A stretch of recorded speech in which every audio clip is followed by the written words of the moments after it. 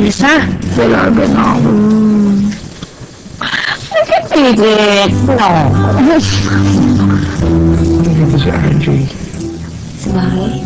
Saan ko pupunta siya dito? Siyempre may 18 roses ka. Siyempre siya yung 18 rose mo. Ay, Ano normal? Ano lahat ng scholars pumunta? Sino pa ba? Sino ka mahal sa banda yun? Hey. Sa bata ka. Eh nga. Oo nga, si Chad.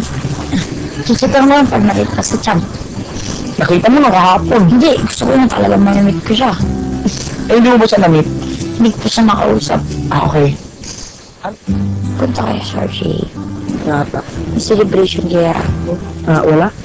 Ano na yung kalabas decor? Christmas decor? Ang good. Party lang. Parang laan kapitolyo.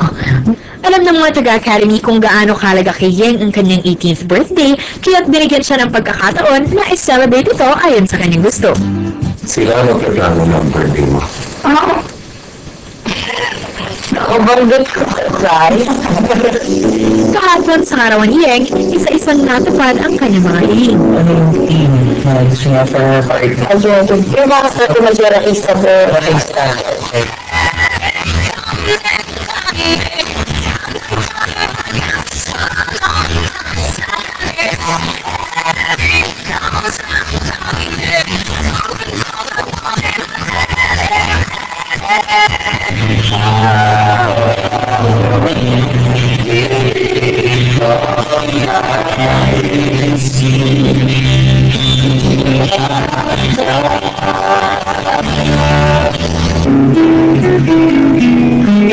Ano sa mga magiging attitude o?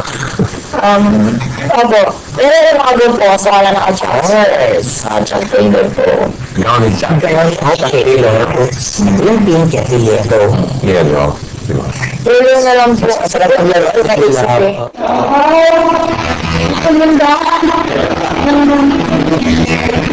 Pwede po sa akin po. Ang ganda.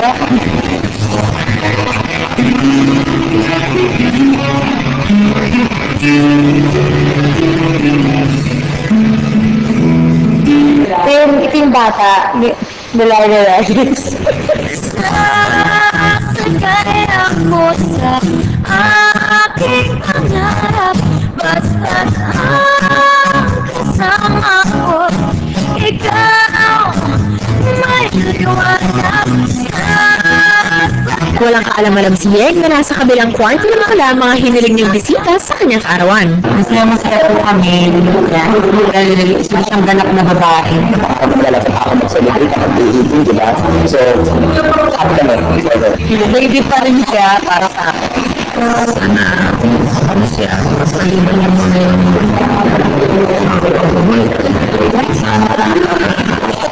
alam niya kayo ng pangarap. Ilang sandali pa ay pinagbihis na rin ang mga scholars. Pagdating ng gabi, naghanda na sa pagsalubong kay Yeng ang kanyang mga bisita. Naghanda na ang kanyang 18 roses. Lahat ay masaya, maliban kay RJ ang pensionado. Bakit kaya? Dubai, gano'n? Dito tayo yan sa Dubai. Practice hindi. Oh my God, my 18 roses. Oh my God. Wala mami? Wala. Kung ginawa naman po.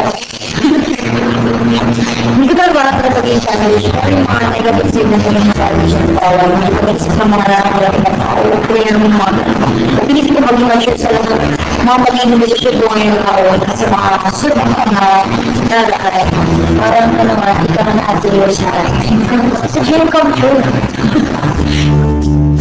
Ladies and gentlemen, family, friends, and scholars, please welcome our debutante, Miss Yeng Constantino.